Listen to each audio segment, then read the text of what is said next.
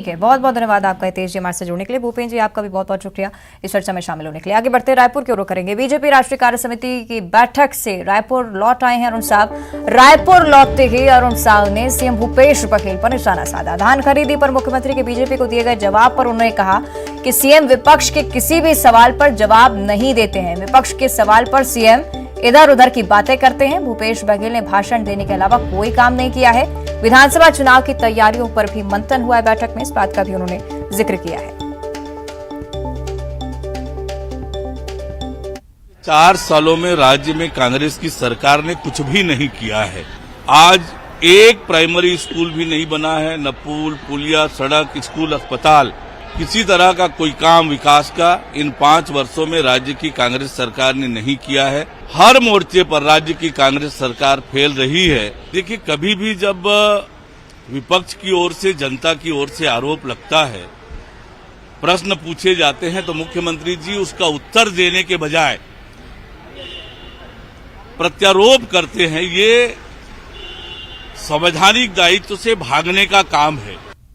देखिए, अरुण साहब को आपने सुना, साफ तौर पर उन्होंने कहा है कि विपक्ष के सवालों का सरकार की ओर से जवाब सामने नहीं आता है। कहीं ना कहीं संविधान का उल्लंघन भी इसमें देखने को मिलता है, क्योंकि विपक्ष को अधिकार है कि सरकार की तरफ से कोई ना कोई जवाब उनके सवालों को लेकर जरूर आए और स्पष्ट जवाब सामने आए। क्योंकि इस बात का उन्होंने जिक्र किया है कि जवाब तो आता है, लेकिन इधर उधर की बातें सीएम ज्यादा करते हैं।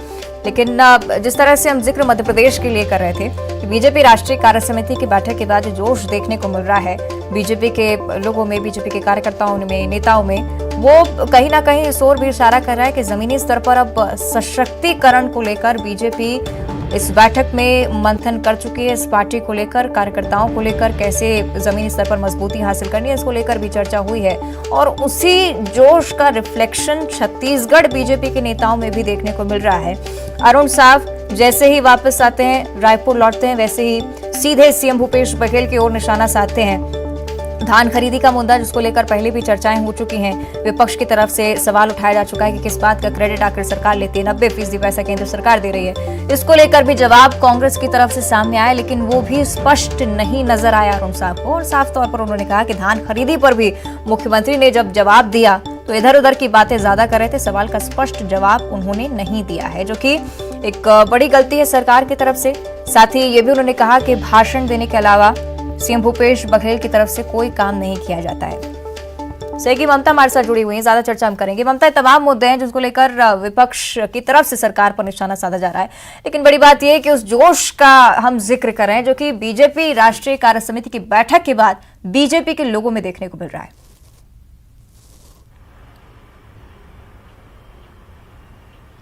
बिल्कुल, देखिए, 2 दिवसीय जो प्रदेश कार्य समिति, राष्ट्रीय कार्य समिति की बैठक हुई, उसके बाद में अरुण साहब आज लौटे और उसके बाद लौटते हुए उन्होंने अलग अलग मुद्दों को लेकर कांग्रेस पर भी निशाना साधा और साथ ही ये भी बताया कि मिशन 2023 को लेकर बीजेपी की किस तरह की तैयारियां हैं, चाहे विधानसभा चुनाव को लेकर हो, चाहे मिशन 2024 हो, लोकसभा चुनाव को लेकर, उसको लेकर किस तरह की तैयारियां हैं। उन्होंने कहा कि चुनाव में बीजेपी सभी वर्गों पर फोकस करेगी। अरुण साहब ने कहा कि प्रधानमंत्री ने कहा है कि पार्टी का जनाधार जो है वो बढ़ाने की जरूरत है, जिसमें लोगों का संपर्क हमसे बना हुआ है, ऐसा नहीं, हमें जाकर लोगों के बीच में संपर्क बनाना है, इसके लिए ज्यादा से ज्यादा लोगों के बीच में जाना है। उन्होंने ये भी कहा, कांग्रेस पर भी निशाना साधा और कहा कि सरकार की तमाम जो योजनाएं हैं वो विज्ञापनों में दिखती हैं। पिछले 7 सालों में कांग्रेस ने कुछ भी नहीं किया है। गांव-गांव जो शहर का वो विकास हुआ है वो केंद्र सरकार की योजनाओं के तहत हुआ और स्ट्रेटेजी के तहत जो है हम इन्हीं बातों को लेकर जाएंगे, लोगों के बीच में जाएंगे, ताकि मिशन 2023 और 24 जो है वो बीजेपी के पक्ष में रहे। इसके साथ ही अगर हम बात करें तो धान खरीदी को लेकर भी उन्होंने मुख्यमंत्री भूपेश बघेल पर निशाना साधा। उन्होंने कल जो है वो अरुण साहब ने बयान दिया था जिस पर पलटवार किया था मुख्यमंत्री भूपेश बघेल ने। उस पर उन्होंने कहा कि जब भी विपक्ष सवाल करता है, मुख्यमंत्री जो है वो सीधे जवाब नहीं देते हैं, इधर उधर की बातें करते हैं। जाहिर तौर पर उनके बयान पर फिर से सियासत गरमाएगी। दूसरी बात अगर हम बात करें तो उनसे ये भी पूछा गया था कि कांग्रेस के जो विधायक हैं, मंत्री हैं, एक बार फिर से राज्यपाल से मुलाकात करेंगे। इस पर अरुण साहब ने कहा कि कांग्रेस केवल जो है आरक्षण के मसले पर राजनीति कर रही है और इसमें भ्रम फैलाने की कोशिश कर रही है। अभी तक अगर हम बात करें तो उन्होंने जेपी नड्डा के जो कार्यकाल बढ़ने की जो जानकारी है वो भी दी और 9 राज्यों में जो विधानसभा चुनाव होने में उसको लेकर किस तरह की बीजेपी की स्ट्रेटेजी पर मंथन हुआ, इस पर भी बात कीजिए। ठीक है, ममता बने रहेगा हमारे साथ। कांग्रेस की तरफ से इस पर हम प्रतिक्रिया लेंगे। धनंजय जी हमारे साथ कांग्रेस की तरफ से जुड़ रहे हैं। धनंजय जी, स्वागत करती हूँ आपका न्यूज 18 पर। नमस्कार। बीजेपी राष्ट्रीय कार्य समिति की बैठक होती है, अरुण साहब उस बैठक से वापस आते हैं और एक नया जोश लेकर आते हैं और विपक्ष की तरफ से सरकार पर सीधे निशाना साधा जाता है कि उल्टे पुल्टे जवाब दिए जाते हैं सरकार की तरफ से। एक नई स्ट्रैटेजी कहीं ना कहीं सरकार को घेरने के लिए सीख कर आए अरुण साहब, क्या जवाब इस पर आपका? देखिए, कार्यकारिणी की बैठक से भारतीय जनता पार्टी के आने के बाद जो अरुण साहु जी जो कह रहे हैं ना, वो असल मायने में मोदी सरकार के मोदी 2 कार्यकाल के बारे में कर रहे हैं, जिसमें स्वयं सांसद है। और अरुण साहु जी सांसद बनने के बाद छत्तीसगढ़ के लिए आज तक कुछ नहीं किए, ना तो मोदी सरकार ने छत्तीसगढ़ के लिए कुछ किया है, इसलिए वो उस विषय को बोलना चाहते हैं। छत्तीसगढ़ में भूपेश बघेल की सरकार ने जो काम किया है, मैं समझता हूँ इस देश के किसी भी राज्य में उस प्रकार के काम नहीं हुए। मैं तो चैलेंज कर रहा हूँ ना, किस भाजपा शासित राज्य में किसानों को धान की कीमत 2640 रुपए 2660 रुपए मिलता है? ऐसे 5 भाजपा शासित राज्यों का नाम बता दे अरुण साहु जी। इनके पास कोई जवाब नहीं है और छत्तीसगढ़ में 2023 में इनके पास मुद्दा नहीं है। और निश्चित तौर पर 8 साल से नरेंद्र मोदी की सरकार है केंद्र में, जिन्होंने देश की जनता के लिए कुछ नहीं किया है, तो इनके पास बताने के लिए कुछ नहीं है ना। यही तो अरुण साहु जी बोल रहे हैं। बोलने का तरीका उनका अलग है कि केंद्र सरकार के दूसरे कार्यकाल के विषय में जनता के बीच जाकर क्या बताएंगे। वो बोल रहे हैं 4 साल में नरेंद्र मोदी सरकार ने कुछ नहीं किया है। ये सच्चाई है ना, जनता को पता है।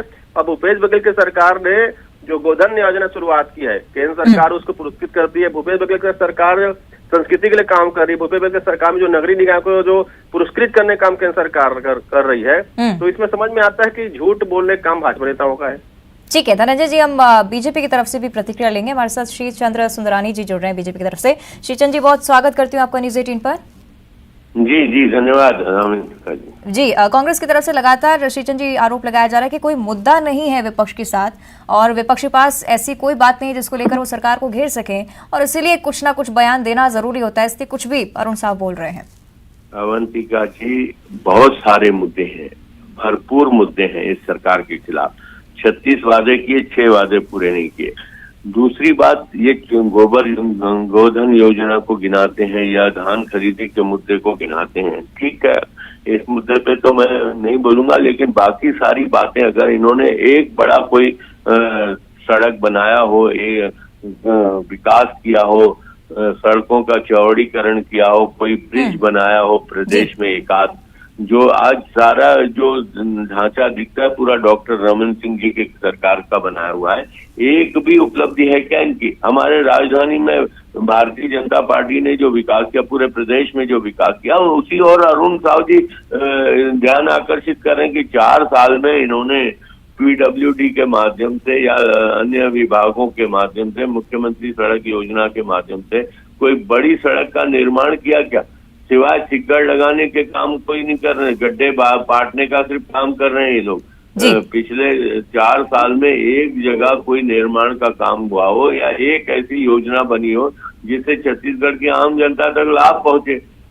चलिए, निश्चित तौर पर श्रीचंद जी, आम जनता का आपने जिक्र किया, मुझे लगता है जनता बेहतर तौर से समझती है किस तरह से जमीनी स्तर पर काम हुआ है या नहीं हुआ है। शुक्रिया आप सभी का हमारे साथ जुड़ने के लिए।